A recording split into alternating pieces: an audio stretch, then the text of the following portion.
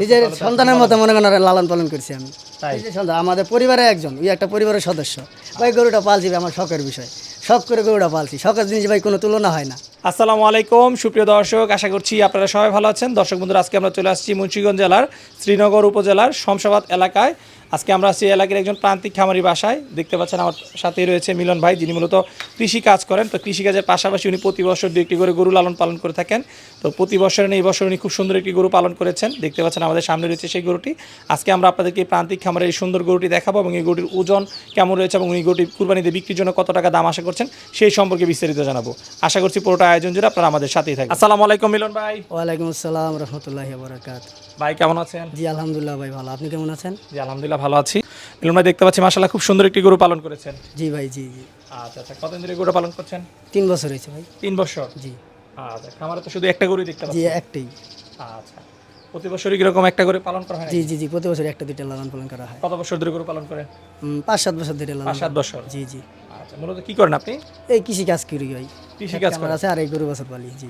আচ্ছা আচ্ছা। তো এই গরুটা কি জাতের গরু ভাই? এটা ভাই ফিজিয়ান গরু। ফ্রিজিয়ান গরু। জি জি। আচ্ছা, সংগ্রহ করেছিলেন কোথা থেকে? আর এই আমাদের এখানে পায়রাগ্রাম হাট আছে, সেই হাটের থেকে।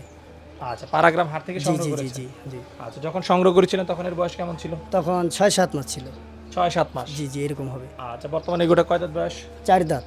বর্তমানে এটা 4 দাঁত বয়স। জি জি।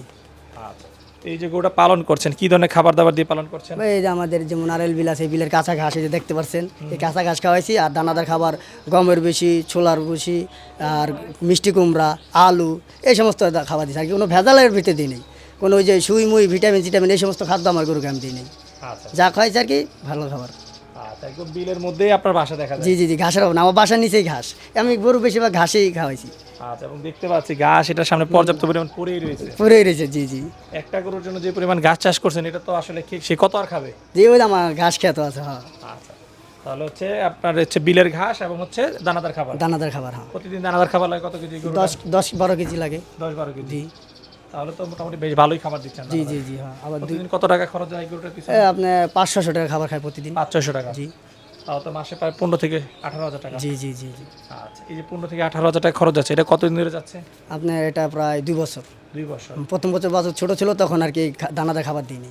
পরে 2 বছর থেকে আর কি খাবার দিচ্ছি। এই যে 2 বছর ধরে যে টাকা খরচ করতেছেন তাহলে তো অনেক টাকা খরচ হয়ে জি গেছে। জি ভাই, অনেক টাকা খরচ হয়েছে ভাই। গরুটা পালছি ভাই, আমার শখের বিষয়, শখ করে গরুটা পালছি। শখের জিনিস ভাই কোনো তুলনা হয় না।